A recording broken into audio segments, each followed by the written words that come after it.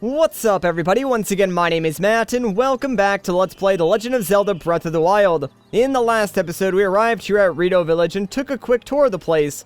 In this episode, well, believe it or not, we're just about ready to take on the next Divine Beast. All we have to do is get the quest and we're ready to go. But before we do that, I think it would be wise to prepare ourselves just a little bit. The next Divine Beast is way up in the sky, meaning the altitude is higher, and of course it's going to be very, very cold. So I think it would be wise to check out the armor shop in town and buy a few more pieces, that way we can get the extra cold resistance that we need. Now, you might notice something once I head in here and start, selling things. I have a few more rupees than I did in the last video, and that's because I spent 3 days hunting all the Korok seeds in the Dueling Peaks region. And while I was doing that, I also, collected any materials that I found along the way, sold a few things, scanned in some amiibo, and so on and so forth.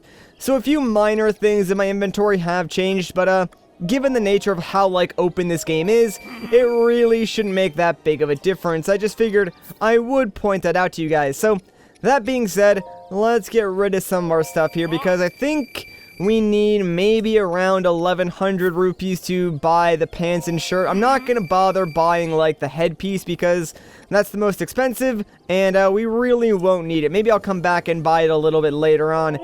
Plus, I do want some extra rupees for other materials as well. So, yeah, I really don't have a whole lot to go off of yet. We're not really rolling in rupees, as you guys can clearly tell. But alright, so we ended about where we started off with. Yeah, 1,000 rupees. Can't even afford that right now. I probably could sell some extra stuff to get it, but I'm not going to bother. I'll come back for it once I'm, richer. Anyways, in the meantime, let's check out this shop and buy a couple of arrows if we can, just because we will need them. So I'll take all the normal arrows.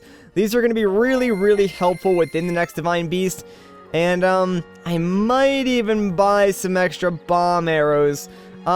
We will get some for free coming up, but having an extra 5 may just come in handy, so I'll take those for now. Anyways, we are just about done with all of our preparation work. There's one final thing I would like to take care of, and it's back down here towards the entrance to Rito Village. There is this goddess statue just tucked away in the corner here, so real quick, let's pray to it and exchange our spirit orbs for some upgrades. Now, I believe right now we have 11 hearts. This will bring us up to 12. We're about to take on a Divine Beast, meaning that, upon completion, we'll get our 13th heart container. And that's sort of what I've been working towards, this entire game. So, since that's pretty much taken care of at this point, and we do have some extra spirit orbs, what do you say, guys? We finally do it. We finally upgrade our stamina wheel. So, let's exchange 4 spirit orbs for our first stamina vessel. Yeah, I know, a couple of you guys have been asking me, when I was gonna get around to it. Now it's finally time. Getting the 13 heart containers was the most important thing for me, and you'll see why once we actually finish the next Divine Beast. But, you need those 13 hearts for something very important.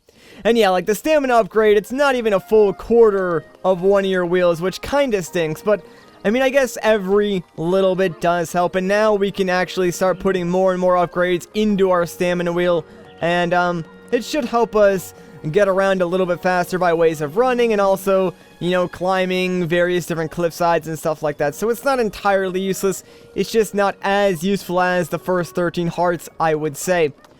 Alright, so now that all that is out of the way, let's go all the way back to the top of Rito Village. And there's one character in particular that we need to talk to. The Elder, or the leader of Rito Village, because he has some useful information. So, what's going on, dude? How you doing? Aha, a visitor. Welcome to... Oh! The object on your hip. Could it be? Forgive me, where are my manners? I'm Kennelly, Elder of Rito Village. Now then, is that not a Sheikah slate dangling from your hip? Ah, that's right. Oh my, so it is true. That means you must be a champion like Master Revali, one of the few able to board Divine Beast Vah Medoh. No, what am I thinking? The champions have all been dead for 100 years. This boy must be a mere descendant, an inheritor of the Sheikah slate. Forgive me. Champion Descendant, if you would listen to this old man's request, you would have my eternal gratitude. Alright, man, what you got for me? Thank you, truly. Now that I know you have the blood of a champion, there is something I must ask of you. How shall I put this? I would like you to deal with Divine Beast Vah Medoh, the giant beast circling above us. Only a chosen one, a champion, can stop a divine beast. You must enter the beast and bend it to your will. I tried explaining this to the more headstrong Rito warriors, but they wouldn't listen to reason. Teba and Hearth tried to confront Medoh, but it did not go well, and Hearth was injured. Teba escaped unscathed, but I fear he now plans to face Medoh alone. As a descendant of the champions, perhaps you can help us. Please, find Teba. If you work together, you may be able to stop Divine Beast Vah Medoh. Well, I think this Teba guy is exactly who we need to talk to, but first things first, let's head to the house next door and talk to this lovely lady, Rito. Forgive my intrusion, but I overheard you speaking with the Elder. It sounds like you intend to help my husband, Teba, in the fight against Medoh. But to tell the truth, there is not much I can do for you right now beyond telling you where my husband went. Well, in that case, where'd he go? Well, my husband headed to a place called the Flight Range. It's in Dronok's Pass at the base of the Hebra Mountains. It's a place where Rito warriors prepare for aerial combat. I imagine he's gone there to gather weapons for another run at Medoh. As it happens, he made his way to the Flight Range on foot this time.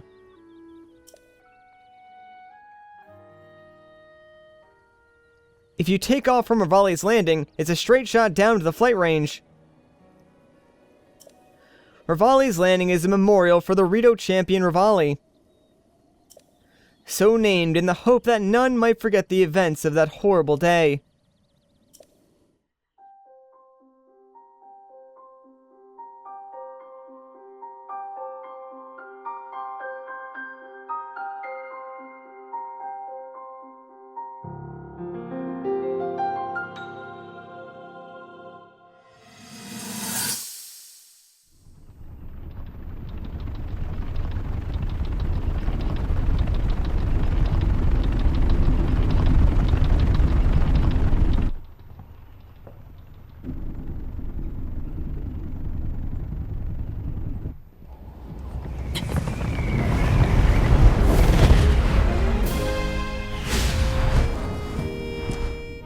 Impressive, I know. Very few can achieve a mastery of the sky. Yet I have made an art of creating an updraft that allows me to soar. It's considered to be quite the masterpiece of aerial techniques, even among the Rito. With proper utilization of my superior skills, I see no reason why we couldn't easily dispense with Ganon. Now then, my ability to explore the firmament is certainly of note. But let's not, pardon me for being so blunt, let's not forget the fact that I am the most skilled archer of all the Rito. Yet despite these truths, it seems that I've been tapped to merely assist you. All because you happen to have that little darkness-sealing sword on your back. I mean, it's just asinine. Unless you think you can prove me wrong, maybe we should just settle this one-on-one. But where? Oh, I know. How about up there? Oh, you must pardon me. I forgot you have no way of making it up to that divine beast on your own.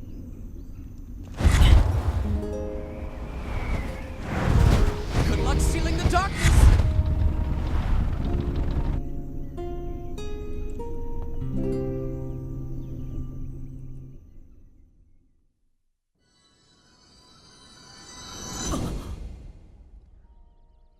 Descendant! Descendant, are you alright? My apologies. I fear I've said far too much. If there is anything you do not understand, please do not hesitate to ask. Yeah, I got a question. Why does, like, everyone hate Link, man? First Zelda, now Revali. I mean, we haven't met the other champions, but so far it only seems like the only one that actually liked us was Mipha. So, what is going on? Like, it's kind of unfair to Link, since, like, even some of the people around Zora's Domain don't like him because they technically blame him for Mipha's death, which we kind of know really wasn't his fault. But, even still, the dude lost his memory, so he has no idea what's going on. He just knows that, like, all these people do not like him at all for some odd reason. Like, poor dude out here just trying to save Hyrule, gotta prove himself at, like, every single turn, because no one believes in him, and everyone, for some reason, just doesn't like him. So I kind of feel bad for my boy Link here, but whatever, what can you do? I suppose while we're making our way to the flight range, I should mention something. This video is probably going to be a little bit shorter than usual. That's kind of intentional in a way, just because I want to stop this video before we go and take on the next Divine Beast, since I want each Divine Beast to be its own standalone video, if you will. Like, it just sort of works out better that way. As a result, this video might be a little bit shorter. That is not going to be a trend. Do not worry about that whatsoever. I've enjoyed the 30 to 40 minute videos that I've been making. I will continue to make videos of that length. It's just that occasionally there may be a shorter episode like this where there isn't a whole lot we can do before, like, a major event occurs. And when a major event like that does occur, for instance, going inside a Divine Beast, I will want that Divine Beast to be its own standalone video, just because it makes more sense. Also, I really stink at doing, like, the timing for the Fury Rush, because I tried it every single time to dodge there, but apparently I just kept doing it way too early. I have read some, like, complaints, I guess you could say, in the comments about my lack of skill in combat, so I'm trying, guys. I really am trying to get a little bit better. But also, you know, in a game like this, where every single decision you make is up to you, I don't think it's really fair to criticize my combat too much, considering there are certain ways that you can play this game that are different than other people. So, in a game where the main thing is your own personal choice and decision making, it feels kind of weird to limit yourself to one particular combat style, no matter if that combat style is technically the better way to do it or the more efficient way to do it. Anyways, this is Path of Hidden Winds. This is actually a pretty cool shrine. It's pretty straightforward. What we're going to be doing here is using our paraglider and these fans to launch ourselves upward into the air and basically towards the end of the shrine. That's really all there is to it. So, up, and away! And hang on, I'm pretty sure I just heard a mini guardian charging up. Ah, yes, I forgot you were here, my friend. Well, in that case, let me just, boop, there you go, you are dead.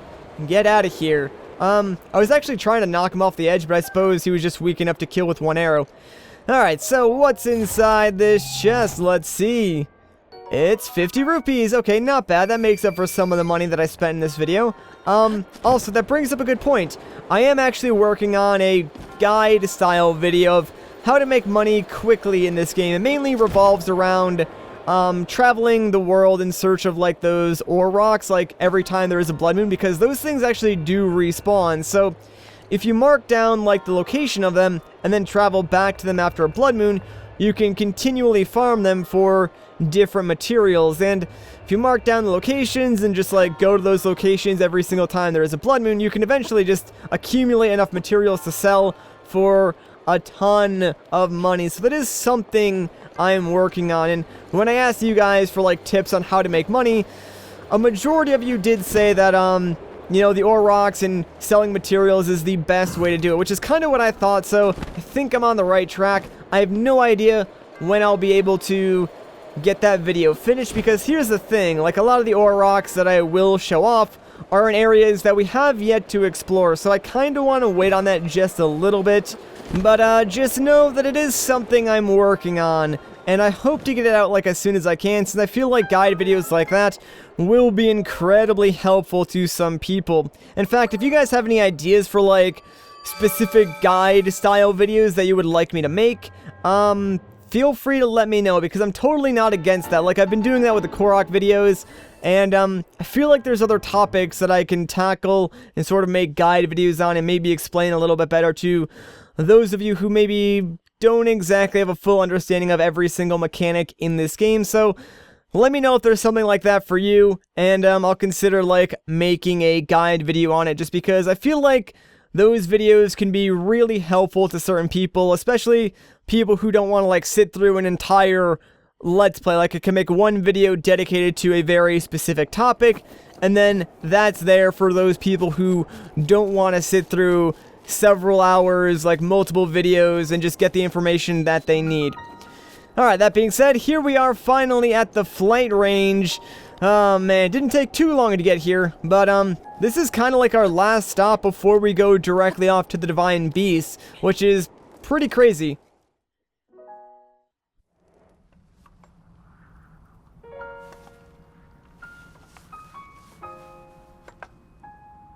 Yeah?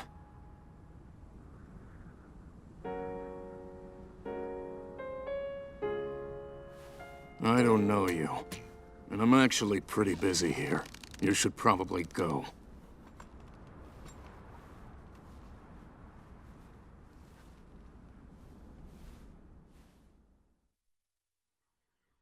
Alright, well that was kind of weird, but whatever. Before we go and talk to him, let's grab this bow. Not a very good bow, but I'll take it anyways. I'll take these arrows as well. There is a cooking pot here, so you can make food or just, you know, pass time, but we don't need to do that, so let's just talk to this guy, shall we? What you working on there, buddy? Do you need something? I'm busy here. I can help you, bro.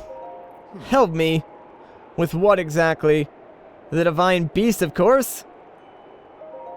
Let me get this straight. Some random Hylian wants to help me bring down Divine Beast Vah Medoh. I'm not buying it. What's your name, stranger? Link, huh?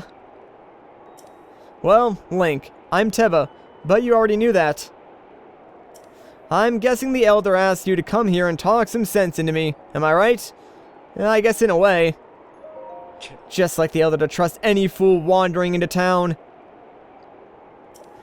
Look, you seem like an alright guy, but let's make one thing clear. I'm not going anywhere.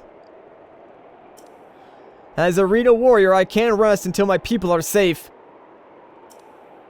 There's only one way I'm going back to Rito Village, and that is once Divine Beast Vah Medoh falls from the sky.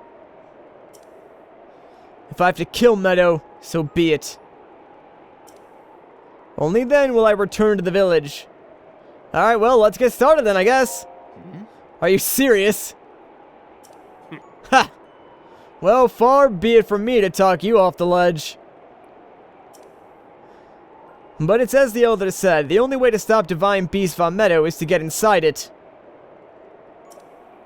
Fat chance of that happening. There's no way we can set foot in Medoh. Well, that's not entirely true. So not only are you wingless, you're brainless too! Let me fill you in. The only people able to enter the Divine Beast are the 5 champions of old. And unfortunately for us and the rest of Hyrule, they all died 100 years ago. If it hadn't been for Ganon...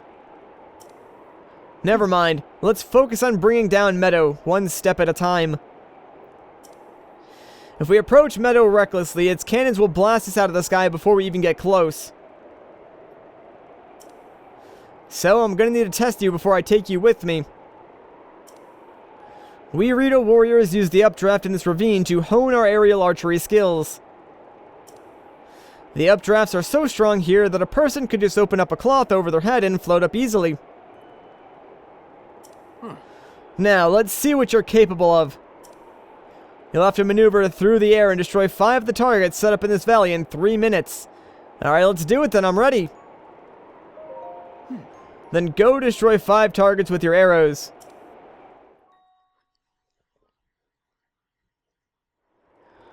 Okay, so as far as tests go, this is, not hard, like, at all. 3 minutes is way more time than you would ever need to hit all these targets, so yeah, just take your time, I guess. You can even line up your shots if you must, but I mean, the slow-mo sort of makes that a piece of cake for you, so yeah, we're gonna have no trouble at all, like, taking down 5 of these targets. In fact, we are just about done. Yeah, it looks like it's gonna take me less than 30 seconds to finish this. Okay, come on back. Like I said, guys, not hard at all. You're a skilled archer. It was as if time stopped with every arrow you let fly. I've got to tell you, Link, when you first showed up, I thought someone was pulling a prank on me. But after seeing you handle that bow, I can tell you're the real deal. You must have seen a battle or two. Yeah, I've seen a few of them. Don't be modest. I can tell just looking at you. Link, I feel I've heard the name somewhere before. Well, if you really want to help me bring down Medoh, it's now or never. I'll get you into position so you can give its cannons all you've got. Inside that treasure chest is a bow I've modified. Take it and let me know when you're ready. Alright, so, like you said, inside this chest is the bow that he was just working on. It's the Falcon bow. It's not a bad bow, not the best bow, but not bad at all. Alright, so now we're actually ready to go and take on Divine Beast Vah Medoh, but we're going to hold off on doing that until the next episode. So if you guys enjoyed this part, a like rating would be greatly appreciated. If you want to see more, consider subscribing. But once again, guys, my name is Matt. Thank you so much for watching, and I'll catch you in the next one.